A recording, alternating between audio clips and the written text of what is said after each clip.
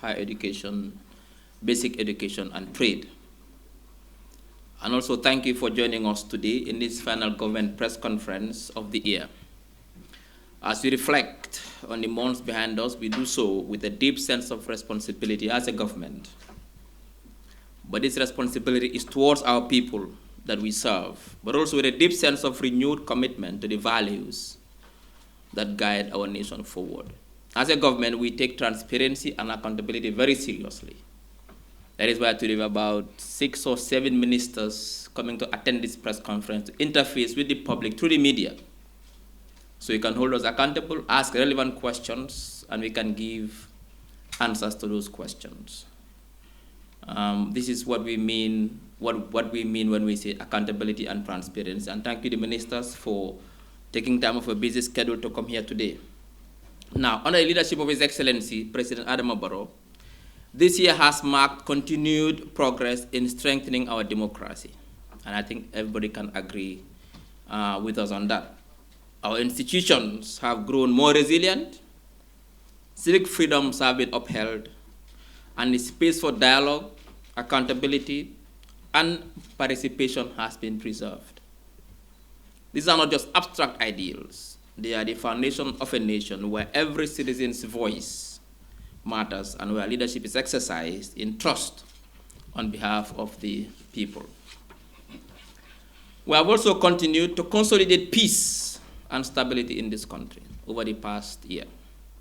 In a world facing growing uncertainty, our country remains a place that promotes coexistence, tolerance, and social harmony.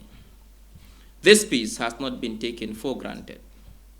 It has been actively protected through inclusive governance, and I underline that word, inclusive governance and inclusive prosperity, respect for the rule of law, and cooperation among communities, security services, the government, and civil society.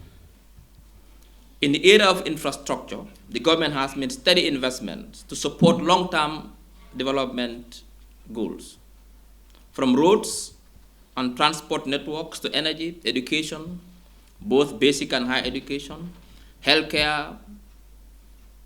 These projects are designed not only to connect places, but to connect people to opportunity, thereby boosting economic activity, improving mobility, and laying the groundwork for future growth. Equally important has been our focus on service delivery.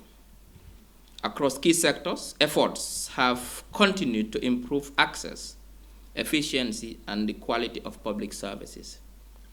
While challenges remain, obviously, the direction is very clear that the government, under the leadership of His Excellency the President, is committed to working to ensuring that we meet the everyday needs of our citizens and to ensure that development is felt in real and practical terms, both in urban Gambia but also in rural Gambia.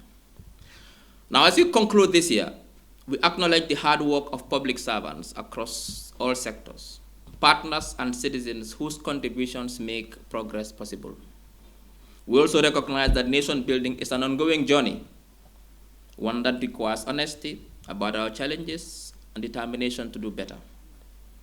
This press conference is an opportunity to reflect, to inform, and to engage openly with the public through you, the media.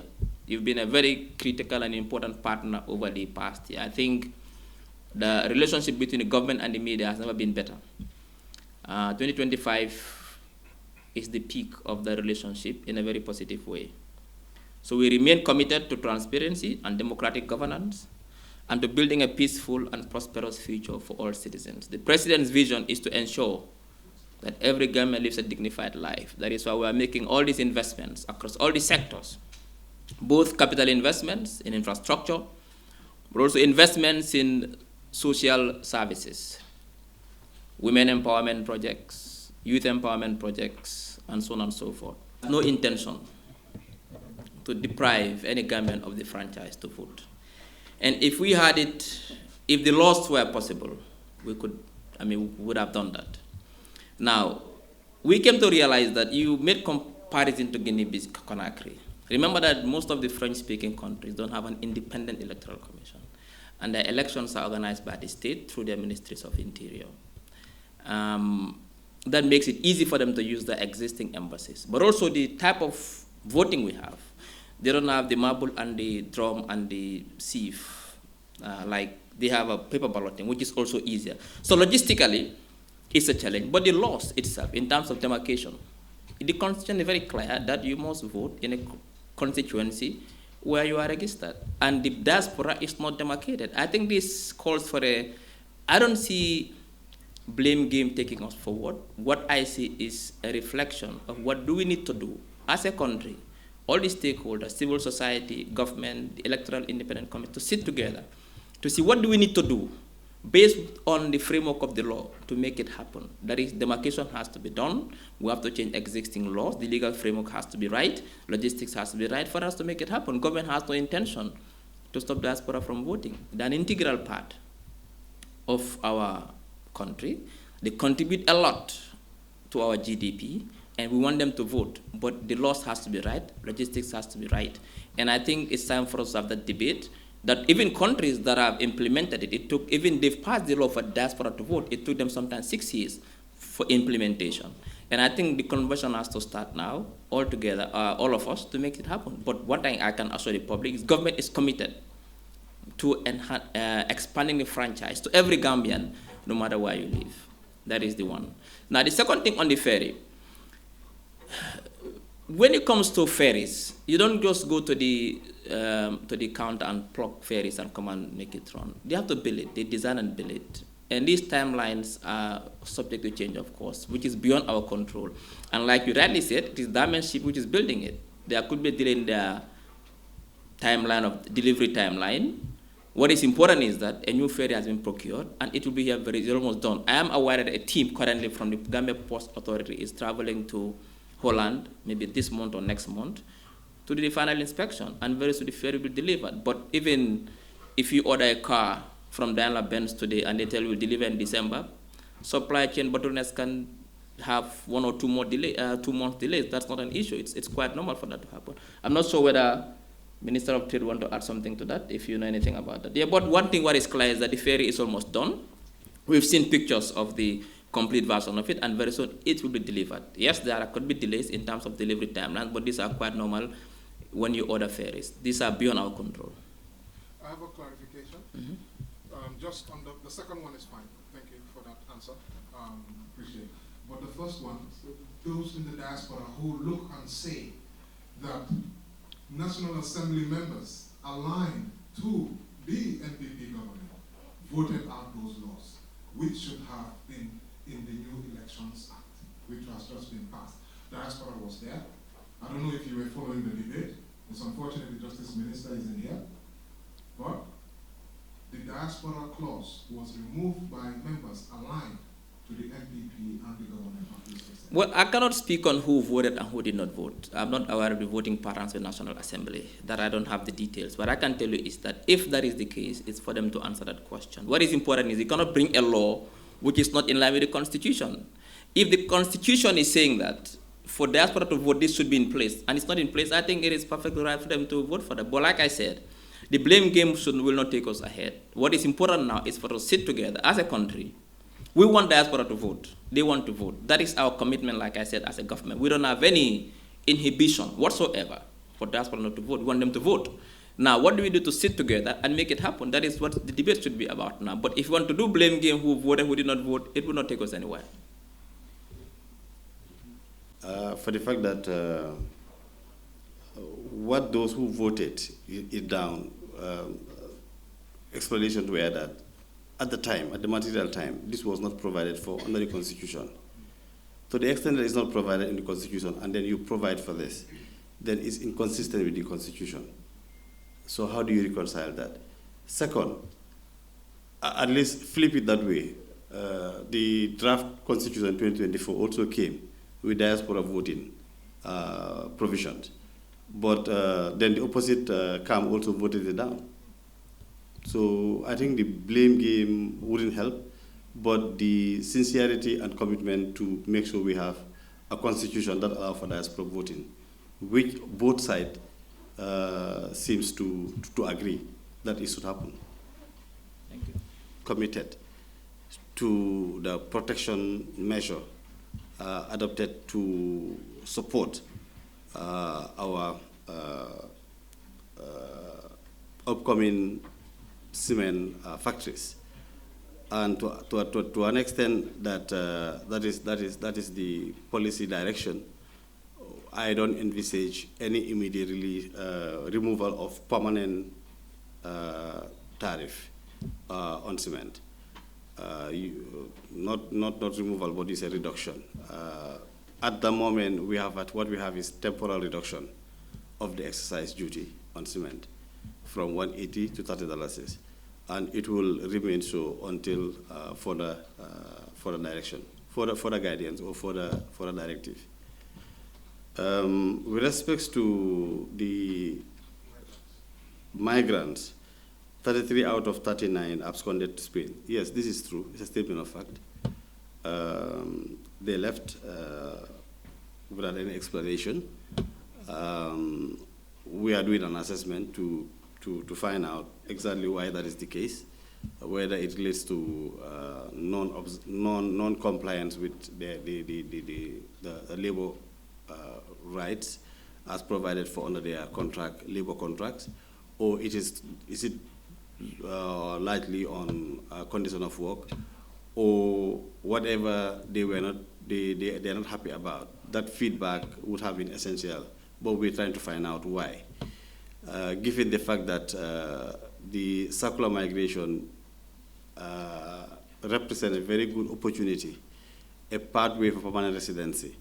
Within 3 years, you're expected to have a paper. So what is only required on your part is to come during the off-season for a period of time and then return back. So, but the good news is that the program is continuing, and we will be recruiting a second batch as soon as possible. But these are the confirmation I can give at this stage. Thank you. Life, particularly Gambians, under whatever circumstances, is sad and is hugely regrettable, particularly if those deaths are largely in search of opportunities to improve the well-being of the person and, of course, country. So we will really pay condolence if indeed the reported boat is completely missing, and those migrants have died. But we cannot confirm that. It's still being reported in social media, and we haven't got any confirmation that what is being reported in the social media. But we share the same sentiment as you, if indeed this strategy happens. Now, with respect to the 150,000 policy for job creation by end 2026, and whether or not, if we have any statistics of government program produced jobs, as is where. I just wanted to make one clarification. That is to say, the job policy of 150,000 actually is both government as well as non-government jobs, whether it's coming from the private sector, from in the informal sector, from government. Everything will have to be added together. And the policy objective remain 150,000 by year end 2026. I think since that announcement, 2 years on, we still have 1 year to go, and an active assessment is being carried out as we speak. And as soon as we have the final outcome of the assessment, which will be treated as a midterm report, we will share with you. But I can actually safely say that a good number of work have been produced from government programs, but also from the business environment created by government, which allow the private sector to be active and actually employing. In terms of statistics and if the GBOS data is anything to go by, the unemployment rate remained 4.5%. Thank you. Let me just add to that, because you raised a very important point, which I think sometimes is a misconception, that the provision of jobs will entice our young people to stay. Now, this data is telling us that there are people who even leave their jobs to take the back way. I've done a lot of research on the irregular migration thing, and I've seen people who had even businesses, shops. They sold their shops and took the back way. I've seen people who were working and they took loans from the banks because they were working and took the back way. So jobs alone, the provision of jobs alone is not enough. When people they made up their mind to go, you cannot stop them, no matter what opportunities exist. Now, the point you raised about 150,000 jobs, and I think the minister has eloquently answered that question, that is part of the the labor policy, which is about 3 or 4 years, I think, if I'm not wrong, which will end up doing. But so far, we don't have the empirical evidence which tells us how many jobs have been created. But anecdotally, I believe that looking at all the sectors, even my sector alone, since 2007, how many people have been employed in the information sector? How many new media houses have opened in this country? My sector alone can boast of thousands of jobs in the value chain. Let's look at the YEP project. Let's look at the SMEs that have been established in this country, over 100,000 SMEs since 2017 to date, all provided. So when we say 150, it doesn't mean government will employ all these 150. Government will create the policies and the environment and the regulatory environment to bring investments. Look at the fintech industry. How much have they employed? The telecoms, how much have they employed? The mobile network operators, how much have they employed? If you bring electricity to rural Gambia, how much employment is created through our electricity expansion project? So for me, I think even if we harvest the data by looking at how many banks accounts have been opened, looking at social security, looking at the YEP, I believe that we're able to harvest. We've provided more jobs than we even promised. But the data is the problem, to get that data, and I think the ministry is working. There's a special unit that will work on research to get the data for us, and that you can hold us accountable when the labor policy has ended. Now you can hold us accountable. But by then we'll provide the data to show Gambians how much jobs have been created in the Gambia within this very period. But back way, irregular migration, there are jobs available in this country, my brother. People have been calling me looking for technicians, solar technicians, they cannot find. I even referred them to the Minister of Education. I called the minister to say, who do you know GTTI? We have companies here who are looking for people to work.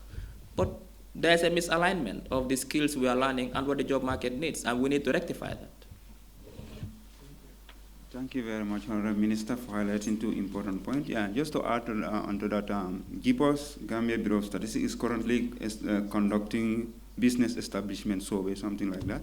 And I believe that will give us reliable data on businesses that are established. Even if each of those businesses are able to employ one person, sole entrepreneurship, we may have at least 20 or 30,000. So going forward, the issue of migration and employability is a challenge. I work in the academia too. And it's not that there are no jobs, it's about whether the skills match the job requirements. It's a challenge that is being fixed. That's why we have the Honorable Minister of Education, both higher and secondary, to work on that. Additional questions? Yes. Yeah, in the local languages preferably. Yes. That's good. Thank you. Okay. We are freezing here, kindly. It's not working. It's the lowest, so we have to. Bana jërëjëf sa laajte am nañ solo dinaa ko commencé si bu mujjee laajte ndax 40 million contract bi ndax am na njëriñ ndax amul njëriñ ñun si ñun am nañ njëriñ buñ paree def nañ assessment ñu gis ne li taxoon ñu def contrat bi loolu amoon na visibility buñ si soxloon waaye tamit promote ak popularize government agenda bi amoon nañ ko si fu ñu toll nag ñëpp xam nañ ne contrat bi jeex na début February of 2025 one year pilot contract la woon extend duñ ko ministry bi dafa toog saytu ne ndax dañ ko war a extend on ñu gis ne pour ñu mun a gën a def li ñu war a def mooy pour askan bi gën a mun a jot si xibaar ni ñu ko war a amee war nañu am beneen stratégie mooy ñu seet naka la ñoo mun a toog jàppale media bi yépp daan di dimbale not dimbale waaye am contract ak 5 dañoo seet nag soo ñu ngi seet ba léegi pare nguñ si loolu noonu li ma wari bu cabinet la pour ñu decide la ñoo def moving forward waaye li ma laa mën a wax mooy contract bi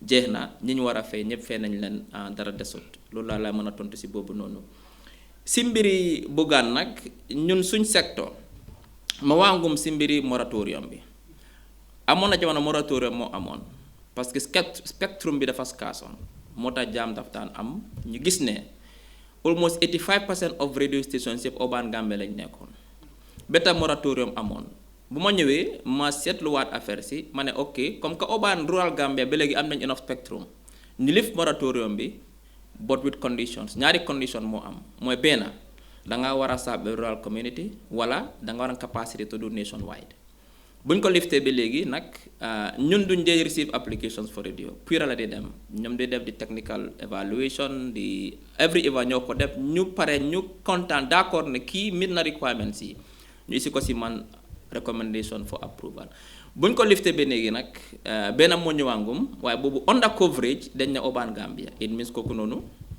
fitut ma delloo ko waat back to pour ne seetaan leen lii nii si boobu noonu waaye su ñëwee si kaw wax ni mooy Bougane Gambia loi moo fi dee dox mooy rule of law ñun suñu del application du ñuy seet kan moo fa nekk turi kan moo fa nekk compagnie moo dee apply te benn loi waxut ne ki ko moom war na dafa nekk Gambian or not ñun lu gën a am mooy ne solo mooy ne compagnie apply na pour ubbi TV and radio station te mbind na all the requirements suñ liggéey la pour ñu jox that person a license pour ñoo di def the technical evaluation def nañ all the evaluations technical evaluation legal evaluation financial evaluation loo xalaat def nañ all that evaluations ñoom kontaan nañ ne this particular entity mi apply pour license meet na all the requirements kon ñoom amuñ dara pour ñu recommend jox ko license waa amu dara pour dafa turi nit wala turi keneen yow tey soo apply duñ seet ndax Diouf moo apply dañoo seet sa compagnie bi ndax noo ko registré legal entity la ndax all the requirements yoo war a fulfill nga ko within the framework of the law ñu jox la license ñu noonu lañ dee doxalee as a government duñ dee seet ndax diw la ndax du diw loolu important pour ñun li important mooy ne a company boo xam ne is a registered company mi na all the requirements recommend pour ñu jox la license nañ la jox license. Which one is that? I think mënuma dem exact name of the company. Pura ñoo nekk di work on that like I said man dafa ñëw si man ma approve but if Pura recommend nañ ne mel nañ all the criteria su ñëwee si man will approve.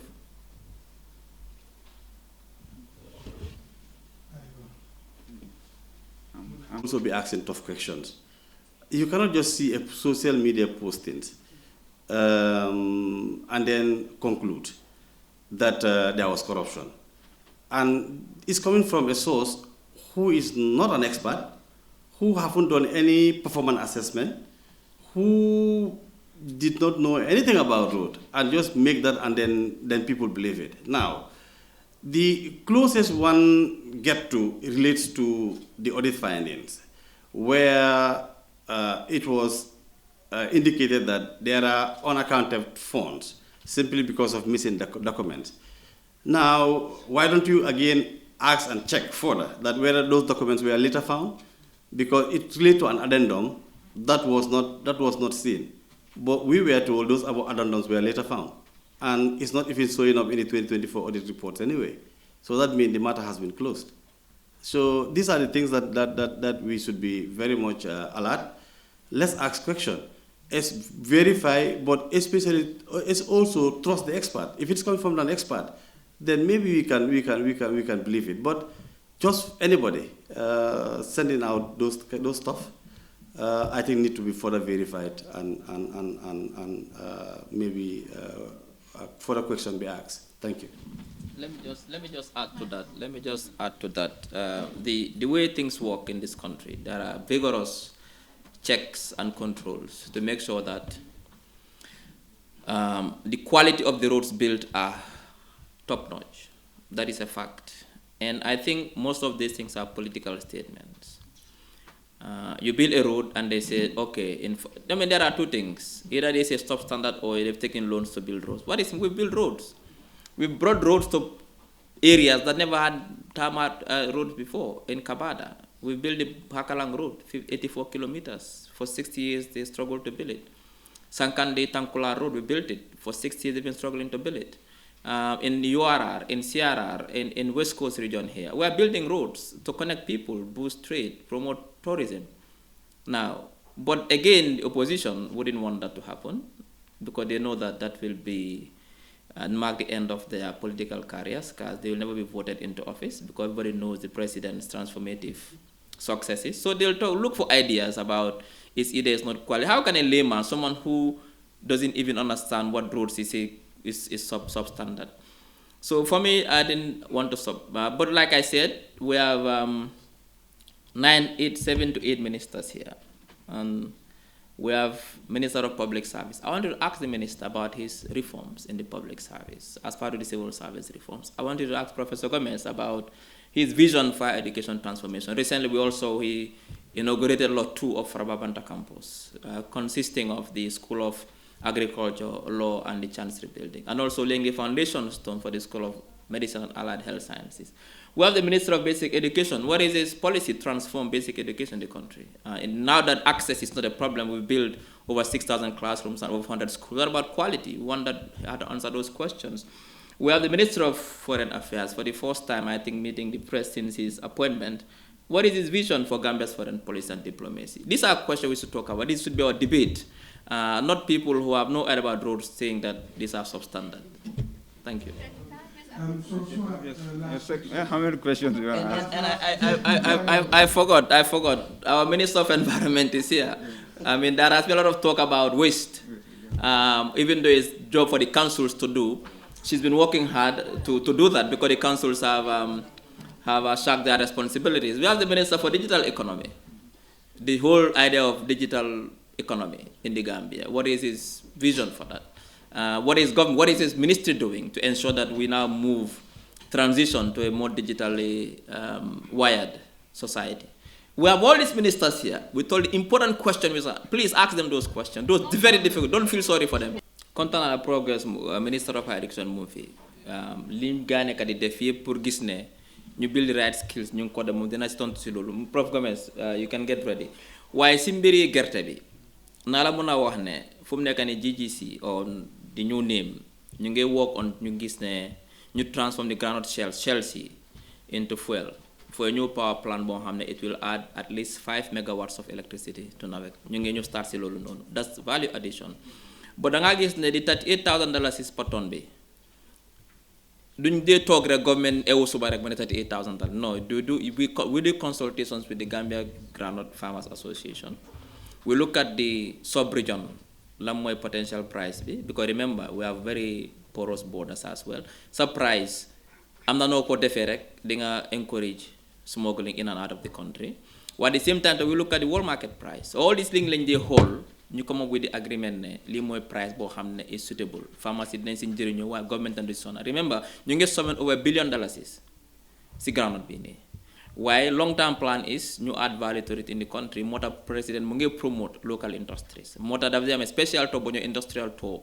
Waaye tamit ñu ngi am di through gap di SIC special investment certificates yoo xam ne te ñu ngi promote pour ici investors yi fii ñëw add value to this. Waaye these are two questions pour Minister for Trade mu wax lan mooy government and policy on local industrialization.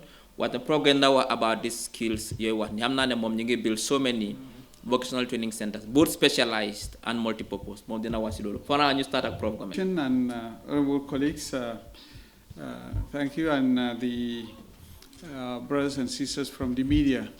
Season greetings and Happy New Year. And yes, somebody asked about what we are doing when it comes to skill sets and so on. As you must have seen, His Excellency President Adam Barrow has given you Christmas gift.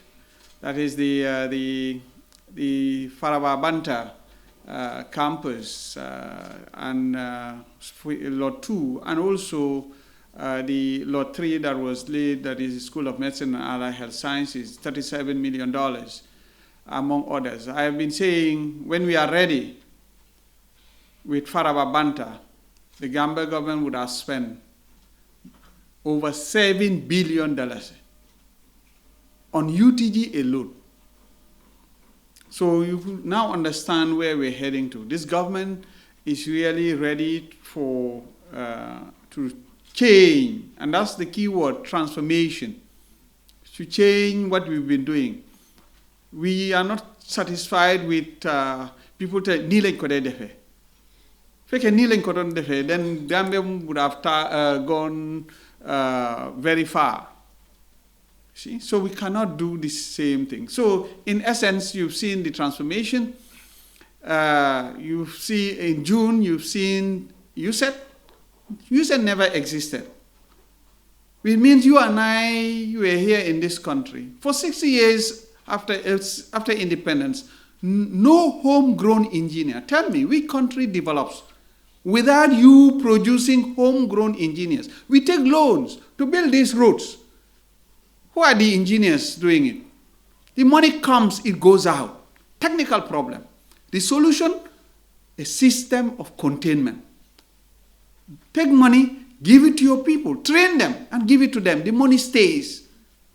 Then you have a financial breathing space. Then this is how you bring development in a country. There is no development that is based on borrowed labor. You are wasting your time. Unless and until it is linked to higher education skills, you will waste your time. Because you cannot tell me any developed country that has developed without paying attention to these areas. So it is very simple. That's the reason we went to school.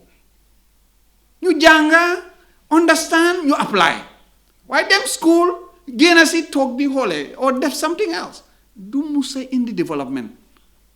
Lo mota nak ñu President Barrow Japan métier mo yore réew. Mota na nga gis ne ñu nekk di am regional Tibet centers amuñ ko woon. Mota gis nga ne in the Fonyis amuñ woon Tibet center. Start on something in Demban, in Kanilai. In those days, nothing. But with President Barrow, Demban, it is ready, it's functional, multi-purpose. You can now expand even the dormitories and so on, and staff quarters in Demban. In Kanilai, it's operational. Hale yi ñu ngi ñëw uniform tay léegi. So yu yëpp amutoon te léegi am na. Even the National Assembly mu ne moom dafa kontaan sa guys around that area in Kanilai sax ñoom ñu ngi contract xale yi léegi pour ñu ñëwal leen.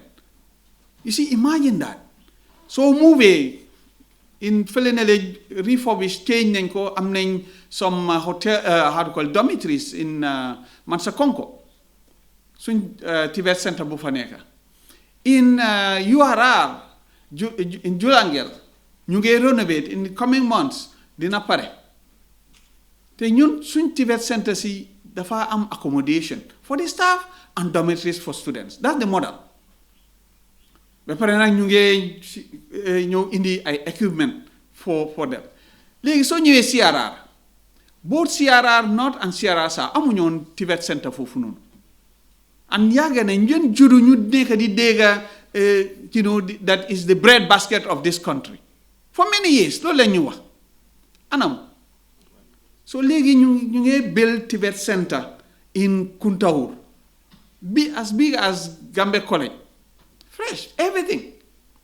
In the coming months, dina pare. Already said the academic block ci boobu yëpp pare na.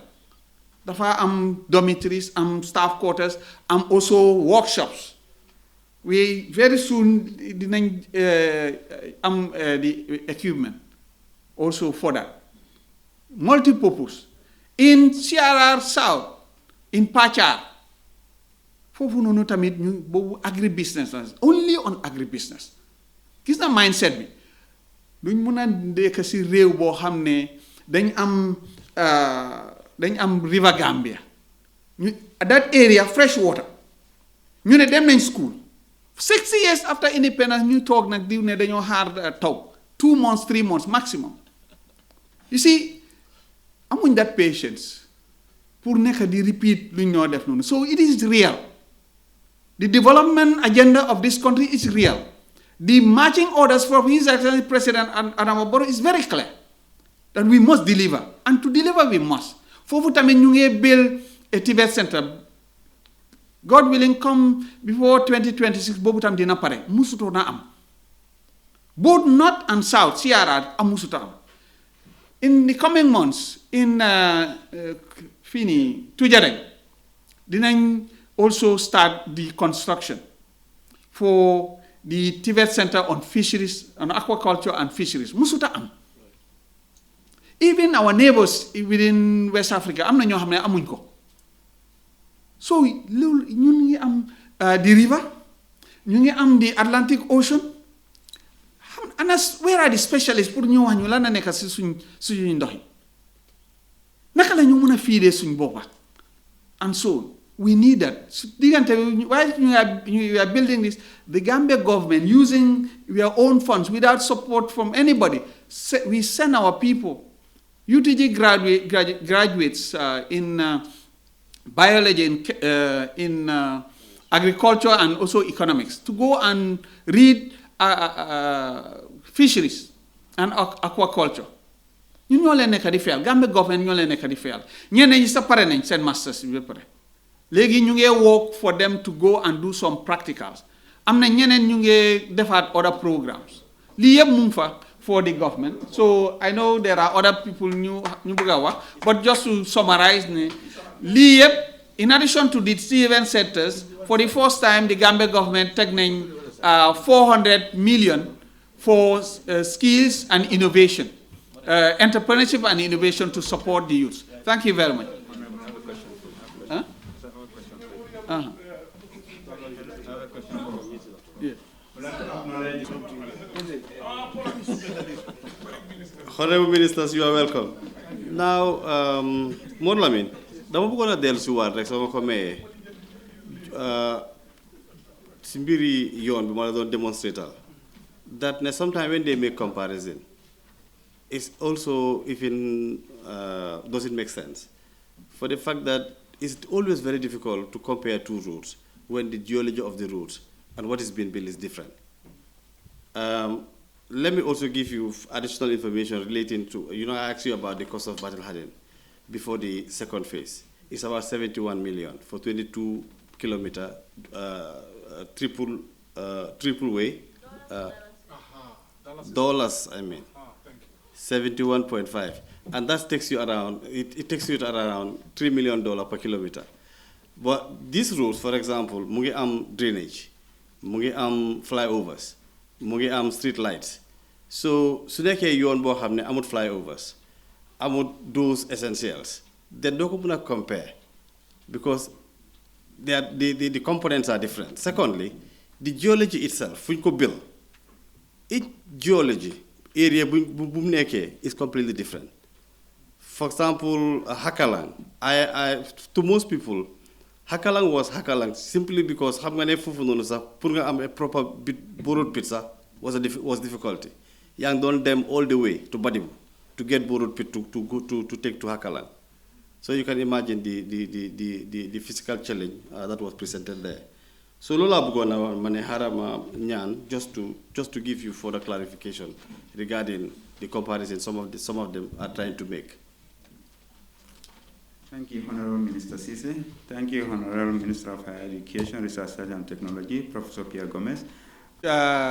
Issue of first, thank you for the two questions. One, regarding the postgraduate, I know it's an indirect one.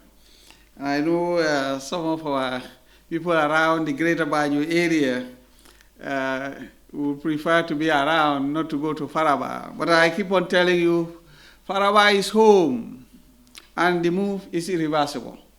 So you will have to give space to others because we're spending millions out there.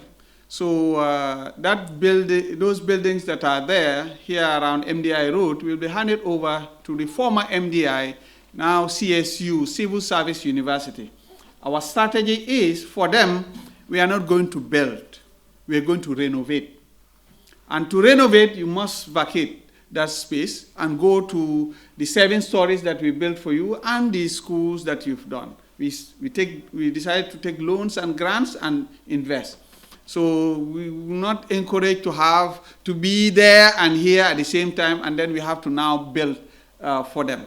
So that's the objective. The current peace building of UTG at MDI Road will be the Chancery building of the CSU, Civil Service University, after its renovation, after UTG would have vacated that space.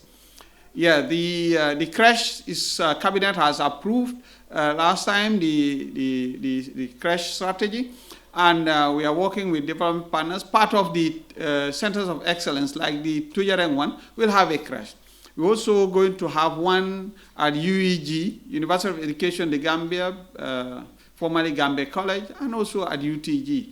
These are strategies, but we're going to do it gradually so that we democratize education. Nobody will stay at home because that is the new norm. This government is out there for everybody.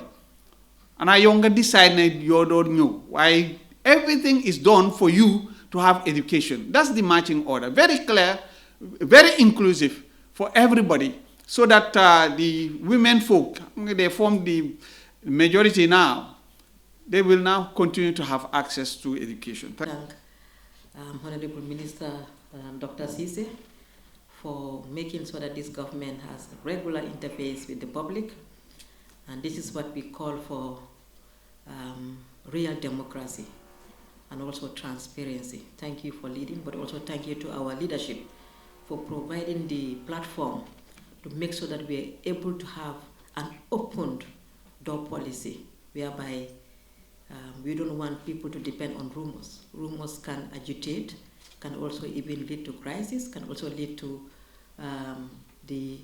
what we call instability. So we are you are us. So this is what we need. Thank you for that. You are part of the team, and I think you are right to also ask. This government, I want to use the opportunity also to tell you that waste collection and disposal is not the responsibility of the central government, but the councils, to whom we pay our taxes. But unfortunately, since independence, the councils are unable to meet the demand, especially with the increasing population, especially also within the Greater Banjul. It's becoming a crisis that no government, serious government, should ignore. And this time around, His Excellency is not also ignoring. We thought the usual settle that was happening here without following the due process is not the way to take, because we have the anti-litter law that doesn't give us the right to close shops and stop businesses on Saturdays to do a settle. And that's not sustainable as well. It's very expensive. We want a system that will be sustainable, that will be at least pay dividend with respect to environmental friendly standards. So that's why, since I was appointed as minister, this has been my task, the president told me that his main priority is to make sure that at least the infrastructure development that we are all seeing, roads, and even the building institutions should match with a clean environment, but also green. So this has been on my desk, and we have been looking for, but waste management is not an easy thing to do. It requires heavy investment, but not only investment, but also the expertise. We have had proposals from different individuals on different issues to manage waste. But this time around, I think we are lucky. For now, that's what I can say from what we have seen. We have been introduced to this company by their way of being aggressive to do their marketing. They introduced their company to the vice president some time back on one of their travels. So the vice president gave them the open invitation to visit. They came and presented. The presentation was so much enticing that we couldn't believe. So that was why we went to Ghana to see for ourselves, because I have more than 2, 3, 4 people that has come, but they are unable to continue on the discussion. So when we went to Ghana, as we have seen on the GRTS, what we have seen is really convincing. To summarize, at the moment what we are doing is to make sure that we exhaust rigorously all the legal bottlenecks, the technical and the financial. As I said, it's not going to be a short-term investment, it's going to be a long-term investment. The commitment has not been finalized. We have other proposals also on the decks that are other partners, international partners that we are engaging. We want to make sure that what we are going to finalize at the end of the day is fit for purpose and also financially applicable and sustainable. But the engagement has advanced generally because His Excellency is putting the highest pressure on us, and we can all attest that what we want this Gambia to be, our Minister of Infrastructure, as they call him, Minister Gomez, and also the Minister of Transport, who are very aggressive on roads and infrastructure, need to have this match with the environment. Without a clean environment, we cannot sell the Gambia the way it is. And this unprecedented transformation must match with a green but also clean environment. And the government is highly committed. Join us in prayers. Join us also with all that you have in spirit to make sure we are able to get this. But we are assured that before the end of 2026, we will deliver a sustainable, comprehensive waste management mechanism that is in line with environmental standards. Thank you.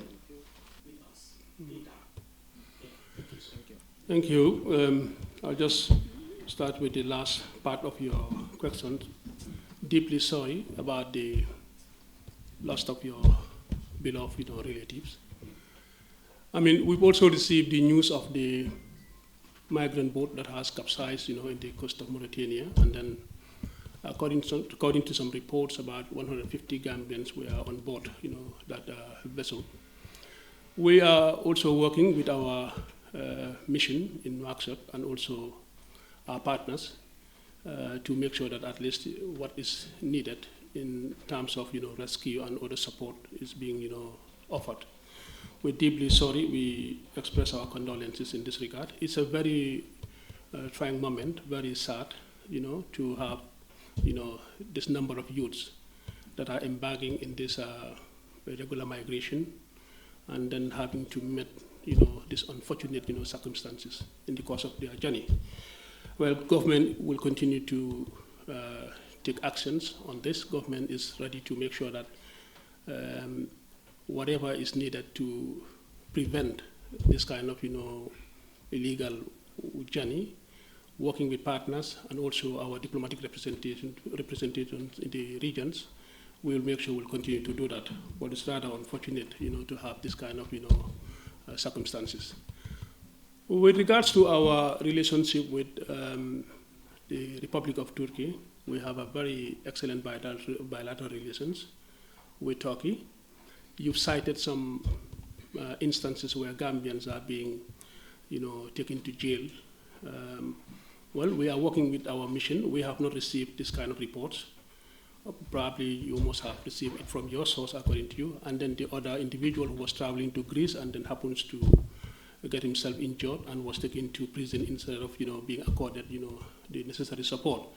We don't know whether it was in Turkey or whether it's in Greece. Probably you may want to clarify that. It was in Greece, Izmir. No, Izmir is in Turkey, Greece is in another country. Yeah, I mean, Izmir is in Turkey. Yes. It happened in Turkey. Okay. Actually in Greece. He's currently with the authorities of Turkey. Okay, the Turkish authorities in Turkey. Okay, we will find out also from them. If you can provide us with the name, we will be able to facilitate and help you, to find out. Yes. Well, our diplomatic engagement with Turkey is very healthy and very excellent in that. Turkey and Gambia has many important cooperation agreements signed in many sectors of our economy. We can name health sector, in education sector, in agriculture sector, in energy sector, in many other sectors as well.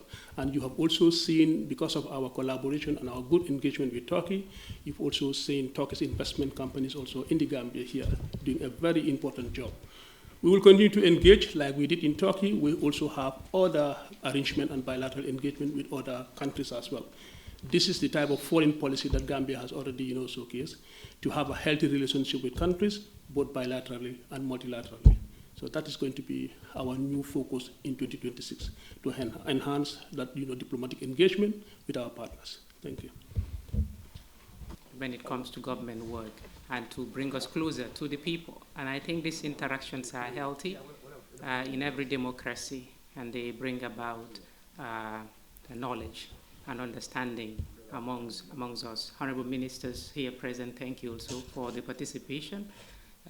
Ladies and gentlemen, I am highly delighted, really, to participate in this discourse. And to begin with the last question that is posed, of course, those things began some years before the ruling just recently, and we respect the court ruling. And as it is, of course, we will go by that. But before that also, we had an incident in the St. Peter's Senior Secondary. And if you recall, the ministry dispatched a press that we are working on it. And we are engaging with all our stakeholders and partners when it comes to dress code. So we will have a standardized dress code that will cut across the board, that will be an information out in the public, what is acceptable in all our schools across the country. So I think this will bring about understanding when it comes to the appearance of the child, both male and female, going to the school. So that work is currently ongoing. And we are in collaboration with, of course, all the stakeholders, both the school administrators, owners of schools, and of course, government stakeholders, just to ensure that we all come to one common ground and decide on what is the acceptable standard of dress code when it comes to the kids. So that will be addressed very soon. Now, coming to the first question regarding the assault. I think the assault case that happened in the school, one of our schools, senior secondary school, that involved a female student and a teacher. Like you also saw, we expressed our displeasure for that indiscipline. It was one that we cannot align ourselves really with having a student assaulting a teacher. But the matter is at the moment before the court, so we will allow the courts to handle the matter. Maybe after that, as a ministry, if there is anything that we should do, we definitely will take action on that. Yes, thank you. Okay, I mean, no system of education wants its students to cheat during exams, but it's unfortunate that these are inevitable. The people always get smarter and they try to find the easy way, to pass their exams. So what we can tell you is that part of our reforms is to ensure that we support the children also to display some level of integrity and trust and confidence in themselves in collaboration with, of course, the communities and our teachers and the administrators, so that during the exams, we all come with some level of preparation and confidence and not to get ourselves involved in cheating. We may not be able to eradicate it, but the firm stand that we will continue to take as a ministry is to discipline and put in the right places of people who try to find their ways cheaply when it comes to exams. And for the past WASC exam and the exam malpractice that we had, the cases have been already, the people who should sit on those cases have already sat on the cases, and very soon those reports will come out. But normally it's not an easy ride for any child who is involved in those activities. We don't accept it. There is zero tolerance for exam malpractice, so I encourage every student to, not get themselves involved in it, because it only delays you.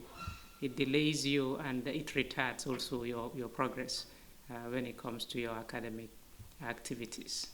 Yes, so actions, of course, very stringent actions are normally taken against those students who are involved. Okay, Honorable Minister, I have one question regarding the introduction of national languages in school. Can you update us on the progress you made so far in that aspect?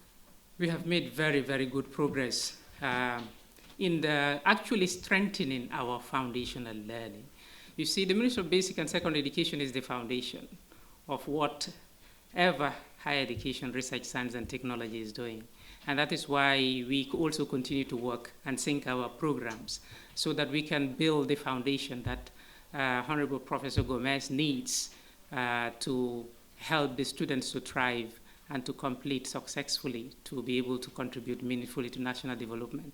So in the areas of the foundation, we realized that a lot of students struggle at the early ages of their lives trying to understand the concepts that they really need in order to grow. And we have done our research and looked into other systems of education, and we realized that the mother tongue, the language that the child speaks from the early beginnings, seems to be a fundamental pillar that can be used to also educate or give the instructions at the early stages of their lives. And we have seen this work in Ghana and several other countries. So we started with a pilot project, which began 2 years ago, and it's going on very well. That's the MAISE program, which we piloted in 55 schools. So we did assessment of that pilot, and we realized that the students are becoming more confident, and they have been able to succeed also in literacy, basically literacy and numeracy.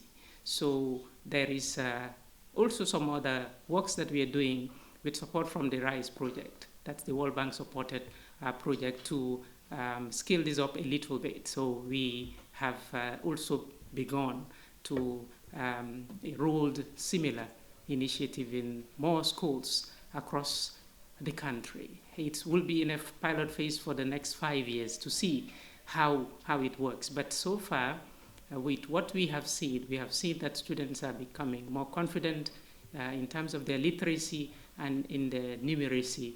And this is what we need to strengthen at that level, so that as they transition into the upper basic and the LBSs, that is from 1 to 3, then 4, they will understand the foundations, and it can also help them in their upper or higher levels of education. So far so good. I think we are doing well in that. And the pilot involves the use of 7 local languages. I see people criticize the ministry when we began with Wolof.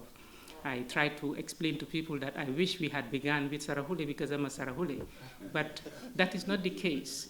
For me, it's not about the tribe, it's about what we had available at the time that could support the work that we began, or the reform that we started. And the Wolof material, apparently, at the time, I was told that they were majorly available in the ministry, and the people who were also going to run the program were more conversant and also comfortable with the use of the Wolof language, and that was why it was the language of instruction we started with the pilot. But 6 additional languages are being used, including Sarahule, to ensure that we cover more people and more languages across the country, basically just to ensure that our children have a strong foundation in the areas of literacy and numeracy, which as a country we continue to be challenged. The first one is central government oftentimes blasts local government for underperforming, and it is a shared responsibility because they are also duty bearers because we pay our taxes to them. But in defense, they say that the central government is not allocating in their subventions. So I would like to hear from you. Also, do not believe that it is due to political interference. You are talking just to one after the other. I will answer and then you will ask again. Please. It's one question. No. Divide your question in 3 questions and you get your answer. Okay. The first question is, the political interference between central government and local government. That is not true. That's a lie on record. Let them give me one example of interference. One, tell the local government council to give us one example of interference from central government to the council. One. First of all, they said the central government is not allocating their subventions, which is their partner. Excuse me. That just form a part of what they should be allocated from central government. That the millions they are collecting, what are they doing with that? Ask them that question. Well, now what's your No, the hundreds of millions they are collecting. That's just chicken what they are talking about. What are they doing with that money? Okay, you are the ministry. You are the oversight ministry. No, minister, not ministry. Go ahead. I'm the minister of looking after it. Yeah. I'm referring to your ministry. Yes. Since it is serving as an oversight, Yes. and then you all approve their budget. Yes. So in approving those budgets, their subventions will be allocated too. So they said the reason why they are underperforming is because you people are also not supporting them. So I want to know what is the Ministry of Local Government Let me trying to support them so that they let me tell you that. Let me tell you that this government support local government than any other government. The problem of the matter is these councils are more political today than being serving the people that elected them. They are into more of politics than delivering service, dividends of democracy, why they are elected to their electorate. And they try to use the government as an scapegoat. It's baseless allegations for them. It's not true. And the public knows that they are collecting hundreds of millions on their behalf, and they are not putting it into proper use. That's the fact. Okay. Final question. This government is an advocate of transparency and digitalization. So I want to know, land allocation, is the registration done manually, or there are mechanisms on the way? That You are not asking a question. Repeat your question. You know that what you are asking doesn't carry weight. I said this government is an advocate of transparency and digitalization. You are an advocate. All the time, this government, I am not aware of that. Please. Tell me what you want to ask, and I give an answer. Honorable Minister, you have my question very well. I said this government is an advocate of transparency. Not only advocate, it's a government of transparency. No, this government is a government of transparency. It's a fact. The fact that we are here talking to you is a fact. Not advocate. Why? Confirm first. I want to know if the registration, this land registration or allocation done manually, or there are mechanisms on the way that will ensure that. You know, let me tell you. Let me help you. There is efforts through the support of the World Bank to digitalize the entire land registration, land administration system. The tender, I think, will be closing today, and I'm sure those interested have made their bid. This government is dedicated, ready, prepared to make sure to deliver the best land administration system in this country. Okay. Good afternoon, Honorable Minister. Yes. You told National Assembly members sometime this year that your government is going to partner with UN Habitat, South Africa, and Barrier to build 200,000 houses in the next year, and you said that you are starting with 10,000 houses by December 2025. We are now in December. Has the project taken off? Yes, the project is to take up by next 2 weeks. We wanted to do it this week, but we had little hitches, and we are almost there, and hopefully in the next 2 weeks, you will hear something very positive from us. We are finalizing the details. Okay, I have a question on local government. Who is that? Joseph Taylor for Oscar Media. Yes. Yes. So my question, you've quite rightly or wrongly criticized the local government, right? You've done that. No, I did not criticize them wrongly. I criticized them rightly. So you are wrong. I criticized them rightly. For you rightly? Yes. For them wrongly? For them. Are you speaking for them? That's why both of them. Are you speaking for them? Rightly and wrongly. No. I've criticized them rightly. Let me get to my question. And you've talked about interference. Who interfered? You asked a question. We did not interfere. Yes. We did not interfere. You are saying that. Yes. Now my question is coming. My question is coming. And my question is actually asking that this government has confiscated the McCarthy Square. And You are wrong. You're wrong. No. Excuse me, you are wrong. If you say confiscated, who owns McCarthy Square? Then what is going No, I'm asking you a question. Confiscation takes ownership into place. Who owns McCarthy Square? clarify. I'm asking, no, you are saying we confiscated. No, excuse me. You are saying, excuse me. You say we confiscated. That means somebody owned it before. You know the problem is, Who owns it? you are not allowed Who owns? You use the word confiscated. Let me ask my question. Yeah, ask your question. You can answer. Now what's your question? My question is very simple. Yes. The BCC have been complaining, right, that this government, has seized the Makati Square from them. Okay, thank you. Let me answer the question. It's a clear. My question is, my question have not even come. Is this government committed to the rule of law and following the Local Government Act, which outlines how central government can acquire property belonging to the local government? Or does the government believe that it can just confiscate properties belonging to the local government? Let me answer the question. Let me tell you. The Makati Square belongs to the government of the Gambia. It was given to BCC to manage it. And we felt it was not properly managed. We took it over to manage it better. Full stop. So, but you did not follow the law. What law? Excuse me, if I give you to manage, you are not doing better, I take it back and manage it. No, Simple. But there's a law. The Local Government Act is very clear how you must do this. Excuse me. You have not done that. No, we have not taken on. We own what belongs to us. We gave it for management. It's not managed. We are now managing it. So you don't believe in following the rule of law? No, but there is but Flex. There is no law. Tell me which law has been violated. In the Local Government Act. But the Local Government Act did not. Where in the Act says that? If you outsource a property for management and they did not do it properly, you take the management back. What has it violated? Which point? Okay. No, you want me to excuse me. Excuse me. Let me help you.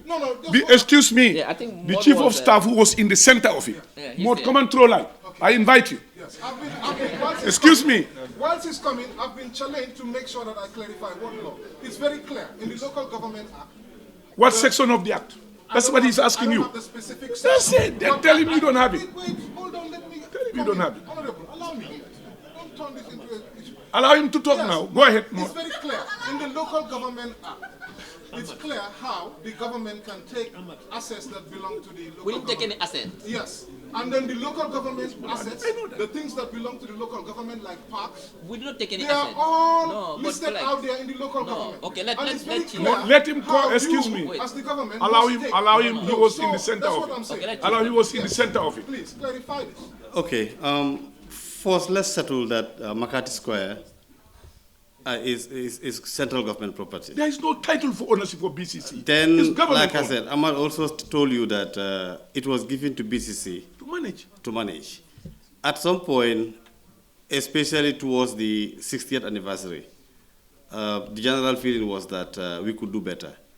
And then we took it over. But when they complained, we called them, and now we have a joint management arrangement, which they are happy about. Okay. By the way, central government is not interested in taking over Makati Square to manage for any other thing other than to make sure that this place is beautified and is clean. And any other commercial activities that is going to be run there, we refer them to BCC to take care. So they don't pay to us. I mean, OP. But while this, the act that we've cited, the Local Government Act, allow for ownership and management of parks, it also didn't forbid central government in creating and owning a park. In the context of Makati Square, ownership still rests with the central government. Exactly. Thank you. Own it. Central government own it. They have no title. They have no title. You have not answered my question. In your statements, both of you have said that central government gave it to local government. They own it. They own it. If you give something, it's no longer yours. No. We gave for management. Flex. We gave for management, and we felt it was not properly managed. We revoked that. Flex. Let me ask you a question, Flex. Let me ask you a question now. If I have my property, it's under my name, and I give it to take care of it as a caretaker. I'm coming. That's Flex. exactly you have what to allow said. people to land. I give you the property to say, can you take as a caretaker of my property? Yet we have not transferred anything. You are just taking care of it, and you fail in your responsibility. I can tell you that, you know what, I'm gonna do it for myself. What is important is that there's an agreement now. There's a joint management taking place, and BCC is happy. So that place is closed. Any other question? I have a question, but it's for the fiscal Okay. Are you done with me? No more. You are asking cheap questions. You have a whole cabinet here. You better ask something what people want to hear. One interview with me. No, you better ask questions. No government have ever accorded you this. It's not possible. In the history of the Gambia, no government have ever put over almost 10 cabinet ministers before you for a whole year to review what happened, to talk about the government achievement, development, shortfalls, and you are asking cheap questions like this? My friend, please. One minister. After the presidential media dinner, now we have the government media afternoon. Huh? Doing to remedy the situation in Brikama. If you know, or you have been told that it was sponsored by the Japanese, and it was supposed to be connected to a sewage system, Brikama, which didn't materialize. There are septic tanks there, but I think the people also who do daily business in the market there, they throw the waste in those systems there. That brings about blockage. I was involved in it myself. I went there, and I even provided them facility to empty all those facilities there. But the fact is, the Japanese have come. They sent in a team recently. I think September, October. They visited the place. They are now working on the engineering to be able to alleviate that problem there. So that is what we have done. We engaged them, and they are here. They were here. They now know the problem, and they are looking at the best way to resolve it. Thank you. Okay. No. No, it's just a follow-up. Go ahead. It's the same market. It's just a simple question. During my findings, I was informed that during the tenure of Sirifo Sonko, his council tried to engage the Ministry of Fisheries to ensure that the fish market is being handed to the council, the area council, for the council to manage it, since it is inside the market, which is overseen by the council. But the Ministry of Fisheries rejected that proposal from his council. And currently, when I engage the current chairman, the current council, the spokesperson of the council told me that they are still ready to engage your ministry for the for government to hand over the market to the council. Is your ministry, in any way planning for the councils to take responsibility Of the fish market? Yes. Thank you. Well, we said when Sirifo Sonko was chairman, an attempt was made for them to take over the facility. I was informed. Yes, I'm telling you, I'm lucky to be the Minister of Local Government when Sirifo was chairman, and that request never came through that ministry when I was there. And when I came to the Ministry of Fisheries, I did not find such a request there. I know that the one in Backward has been handed over to the KMC, but if I were in that ministry at the time, I would not have handed over it. But it has, what's happening there is not fisheries, it's not fish market. There are other commercial activities there. And that place was purposely for a fish market. So that may be the reason for consideration of not handing over to Brikama. And also the second part is, this is something that it was developed by partners, and when the problem arose, they were informed. And even if we have to hand over, we cannot hand over it to Brikama Area Council halfway. We have to complete everything, then we give them a complete facility. Thank you. Was not very with you, but I think the response you were also not listening to. I mean, his argument was simple. Council needed to prepare a budget and submit before the government budget, such that this submission can be incorporated into the budget. That's number one. If you miss that kind of timing, then it becomes difficult. Number two, 25% of the development budget must be done on a realistic budget. But at the moment, we are not even clear about the anchor. 25% of your development budget. What is the development budget? Your previous revenue on development? Or is it actually just based on your wish list? Because the tendency is also there that it can be abused in a way that I can really then ask for 25% of 100 million or 25% of 10 million. what is realistic? Unless the central government and local government agree on a realistic budget, then that becomes also a very difficult situation to implement. So these two must be tidied up. Yes, it's law, and I'm sure the government intention is there to comply with the law and provide the subvention. But if the subvention has to be based on certain understanding and parameters that the two parties have to agree on. But more importantly also, 25% of your development budget, that means you already secured your 75%. What is the 75% being spent on? Can you give me the people must ask them, where is the 75%? What are they corresponding to, which particular projects? Just to give an example, if you say KMC, give me one project or two projects that can be cited as a performance. Number one that they will tell you is Bakote. But people forget so soon. Bakote was developed through the GAMWorks arrangement, where KMC only have to pay a 10% contribution. 90% of those funds was coming from central government as well as a loan from the World Bank. That's what created Bakote. Defense as well as the compartment. It wasn't the council funds, or at least only 10% of the council funds was what was utilized. 90% was on account of the loan for which central government have to repay. So this is the thing. Now on your question relating to the audit query, with respect to what? The stadium rehabilitation. What was the query? The query says that Edison National Audit Office audit report track concerns regarding the management of the 280 million spent on the stadium renovation. On this, how does the ministry respond to these findings, and what measures are being put in place to ensure the further funds like the 10 million recently requested are managed with full transparency? That is the first question. I cannot respond on, because the nature of the query, of the audit query needs to be defined properly. If you're saying management concern about the 280 million spent on renovation, well, the stadium renovation, I mean. Now, the concern have to be subject to what? Because, yes, go on. Mismanagement. Mismanagement? No. Yeah. Did they say mismanagement?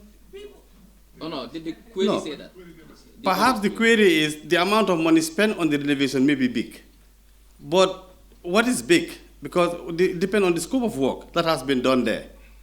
And vis-a-vis what the amount of money spent. 280 million is being spent on stadium renovation. It's still in the CAF requirements. Yes, but people have also spent about millions of dollars on stadium, and still they are in the same status as we are. No, yeah? You have to wait on we have to be reasonable. I am saying, I'm not justifying, because I wasn't there. I'm not justifying 280 million vis-a-vis we should have now got a functional stadium today, all right? That is the concern. And the auditors have also maybe flagged the same thing, that we have already spent this much, but yet we haven't got a functional stadium. But I'm saying, it depends. If the scope of the maintenance work is far more than 280 million, you can spend 280 million, but still you cannot get a functional stadium. That's just the fact. But I'm saying, let us also cast our mind to the fact that not only the Independence Stadium were suspended by CAF. 5 other independent stadiums, football stadiums, were also suspended at the same time with the Independence Stadium of the Gambia. And those stadiums have spent far more than what we have spent. And still they are not being certified and cleared for football matches to take place. This is the reality. Okay, thank you. Thank you very much. I think it's very clear. We know that since the stadium was built in 1983, I think, correct me if I'm wrong, it has not undergone any significant renovation. For the first time we are renovating it, Currently, the first question you asked, what is happening? The pitch is being revamped. That was the only issue that CAF has raised in terms of the special equipment that should be in place to maintain that special pitch, because it's a hybrid pitch. So that is ongoing. So, but very soon, I think the timeline is I don't want to talk about the timeline, but very soon we'll play our home matches in Banjul. I think what I have seen today is indicative that indeed the president's cabinet is delivering beyond reasonable doubt. We brought in 10 ministers to interface with the media. But my first question is not answered. What is your first question? It's about the remaining, what is the remaining requirement? That's what I said, the pitch. And the special, remember, sports infrastructure is specialized infrastructure. It's not like another infrastructure. Now, the hybrid pitch that we are using now needs a special equipment to maintain it. And now the only thing that is remaining now is to get that pitch done, which is being done now. There's a special consultant that CAF and working with GFF, with the Gambia government, to make sure the pitch is now fixed and that there's a special equipment in place to solve it. Once that is done, then we are going to play. That's the only thing remaining now, according to the Minister of Youth and Sport.